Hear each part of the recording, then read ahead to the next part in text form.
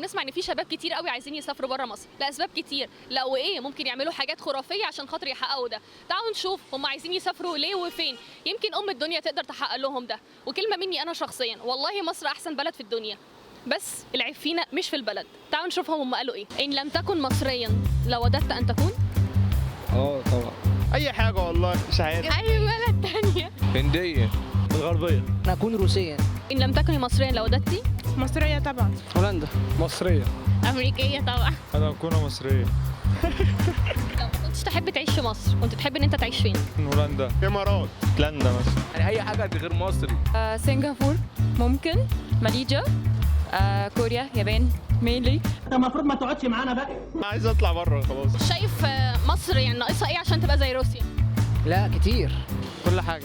احنا محتاجين ثقافه شعب. الثقافه الشعبيه اللي احنا فيها المعفنه ديت. بلدنا جميله. اشمعنى هولندا؟ الحشيش هناك ليجل. والله دي حاجه حلوه جدا. الجو هنا حر. ناقصها تغيير جو. الناس تبقى كويسة. مش الحكاية. مصر ناقصها ايه عشان تبقى زي فرنسا؟ برج ايفل. كل حاجه. مصر عايز تتغير، يجي هولندا هنا مكان مصر بقى. مصر بالنسبه لك ايه اصلا؟ انا ما اعرفش يا ست هاني، انا لو اعرف اقول على طول. لا مصر حلوه. حاجه كبيره قوي في حياتي. مصر حلوة.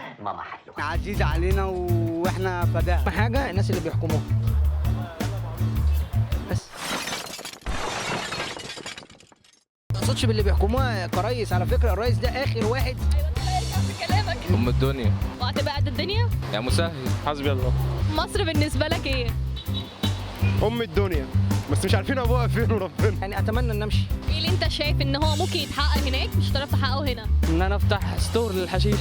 قبل ما انتقد الناس انتقد نفسي. يعني انا مثلا في مصر هفضل اقول مصر وحشه، هفضل في مكاني وممكن انزل لتحت كمان. انما لو انا عايز اغير من نفسي او اغير من المكان اللي انا فيه هبقى كويس. انت قلت ايه انت ولا عملت ايه انت ولا؟ رب اللي بيرزق هنا هيرزق هناك. عارف انا عيط والله منك. شايف ان انت لو خرجت براها هتحقق ايه مش هتعرف تحققه هنا؟